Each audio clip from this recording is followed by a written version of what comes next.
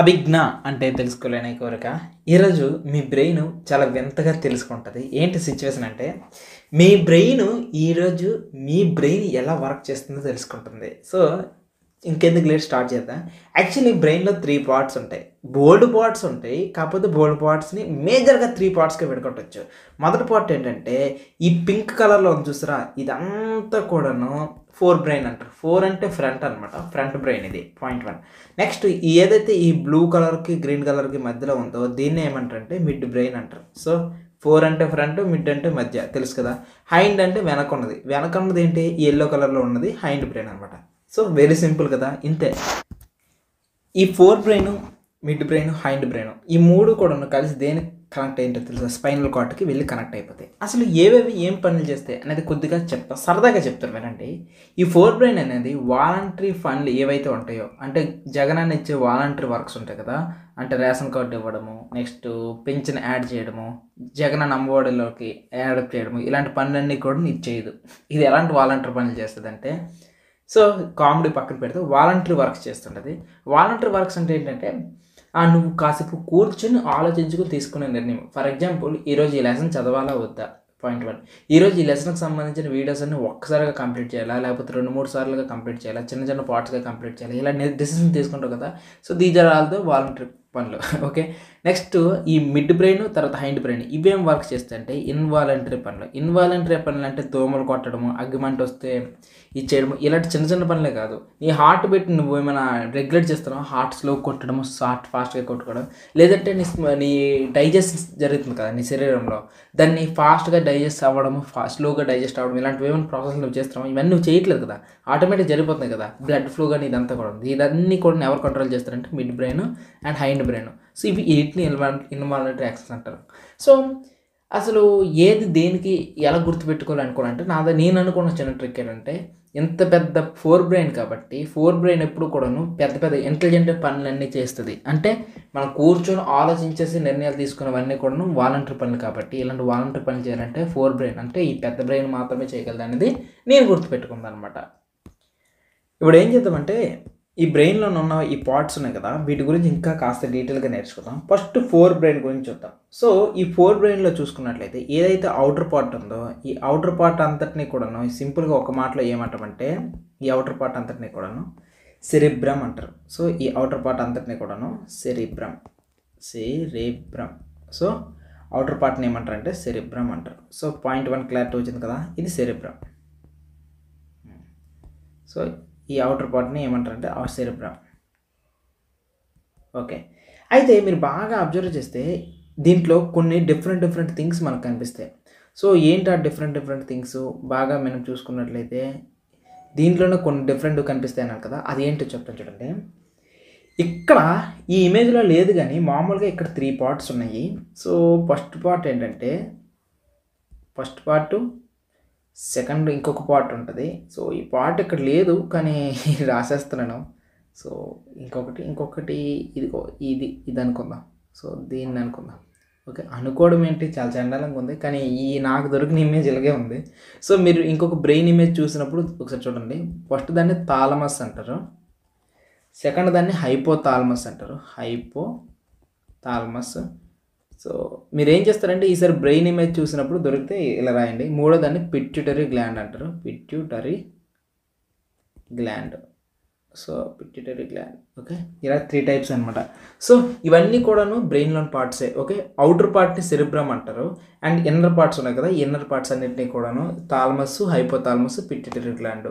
So ఇది వేరే బ్రెయిన్కి సంబంధించిన ఇమేజ్ చూసినప్పుడు ఇవన్నీ గమనించండి.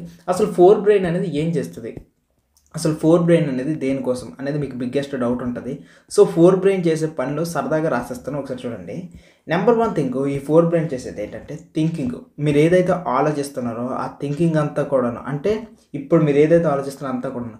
రెండోది సెన్సింగ్, అంటే మీరు ఊపిరి, అంటే శ్వాస అంటే వాసన పీల్చడం కానీ, లేదంటే కళ్ళతో కనిపించడం కానీ, చెవులతో వినడం కానీ, ఇవన్నీ కూడా ఈ సెన్సింగ్ అంతా దీంట్లోనే జరుగుతుంది. నెక్స్ట్ మెమొరీ, మీరు గుర్తుపెట్టుకుంటున్నారు కదా, ప్రతిదీ కూడా మెమొరీ అంతా ఇక్కడే.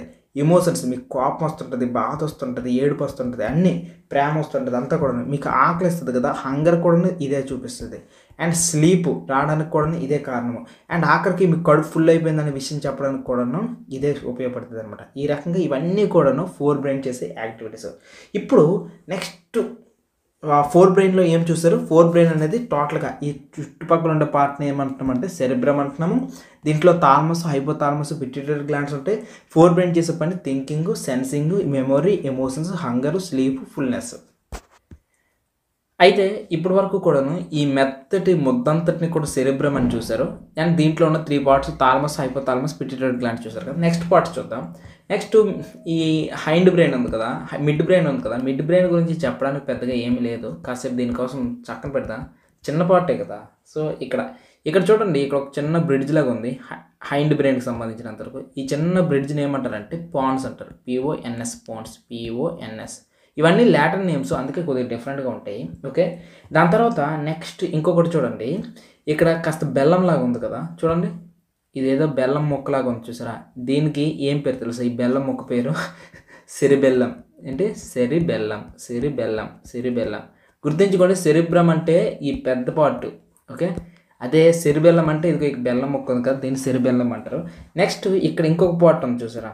So this is the part. దీనికి ఓకే, ఏదైతే స్పైనల్ కార్డ్కి కొద్ది కనెక్షన్లో ఉందో ఈ పార్ట్కి ఒక పేరు ఉందంటే ఇది లంగా మెడ్యుల్లా ఆబ్లాంగట.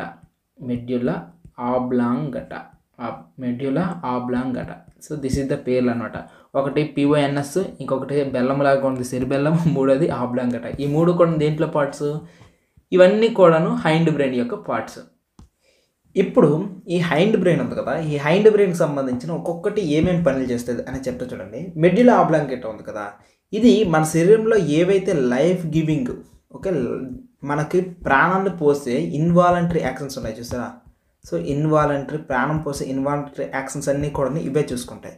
ఏమేమి పనులు? ఫర్ ఎగ్జాంపుల్ డైజెషన్, అన్నాన్ని అరిగించడం కానీ, లేదు అంటే గుండు కొట్టుకోవడం, హార్ట్ బీటింగ్, లేదు అంటే మనం ఊపిరి పీల్చుకోవడం, బ్రీతింగ్, ఇవన్నీ కూడా ఇదే చేస్తుంది అనమాట. ఓకే, సో ఇవన్నీ కూడా లైఫ్ గివింగ్ ఇన్వాలంటరీ యాక్షన్స్ అన్నీ కూడా మెడ్యులా ఆబ్లాంగేటా.